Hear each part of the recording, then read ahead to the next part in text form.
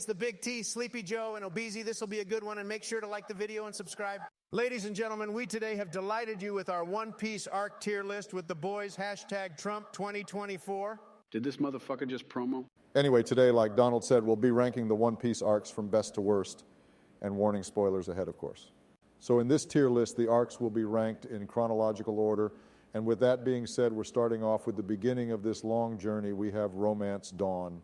Shit arc, if it wasn't for Sleepy begging me to endure it, I would have never experienced Peak. This arc was brutal for me to get through, and this trend would continue to follow. For the next 2 arcs, we can save time and throw this and the next 2 arcs in D+.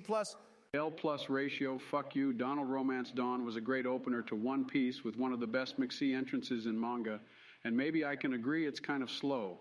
The story is giving us character introductions and motives like Kobe wants to be a Marine but is too cowardly to actually stand up to Alfredo, and we learn how Luffy obtained his weird powers, and we learn his motivation to be Pirate King comes from Shanks, and his whole flashback was so good, and the stuff with Zoro and Quina, it's not the best, but lowest I can put this in is C+.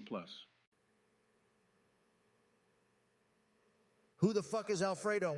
Oda did not do anything to make it bad, it just has a slow start, which I do have to take points for, so we can meet in the middle at C. Bro, what, you can't be serious? Shut up, Kopi Joe. Next we have Orange Town. I personally like the arc because the dog backstory. I like when dogs at the White House lick me. In Orange Town, we really get a peek into Nami's character, even though we don't know her motives yet, which could give you a different outlook on her that I'll get into later.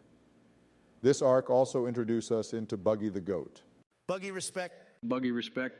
Buggy respect. I don't care, but anything over C is crazy. But the doggy. You senile fuck. You're just mad when doggies lick you to take that Cheeto dust with them? Anyway, can we agree on C? I don't care. Okay. Okay, C it is. Okay, next we have Syrup Village. I personally did not like this arc. I feel it almost had no redeeming qualities except tying Kuro to Morgan's injury, making the story feel a lot more connected and not just linear. So I see a D+ is warranted. Agreed. Agreed. Okay, D+ it is. So here we are with the Baratie arc. First, we're introduced to the blonde-hair Rizzler Sanji. Kind of reminds me of myself in my younger days. You had blonde hair? You know, everything back then was in black and white. Shut the fuck up, Donald. Anyway, Sanji also had a great inducing backstory. The best backstory so far, this arc also introduces Mihawk, one of the 7 warlords making the world bigger. And we see Sanji not having an ordeal within feeding his enemy Jin, and the rest of Don Krieg's crew, which only made his character stand out to me even more. We also have the fight with Zoro versus Mihawk, which showed us we weren't as strong as we thought we were. And Don Krieg isn't the best villain, but he did what he needed to do as an antagonist, so I would argue that he's the best antag up until that far. Also the homies Yosaku and Johnny. Sanji's send-off was emotional, which reminded me of my loss in the 2020 election, and the small inserts of Nami's presence is the perfect setup for the upcoming arc. Easy A rank minimum. Donnie spitting.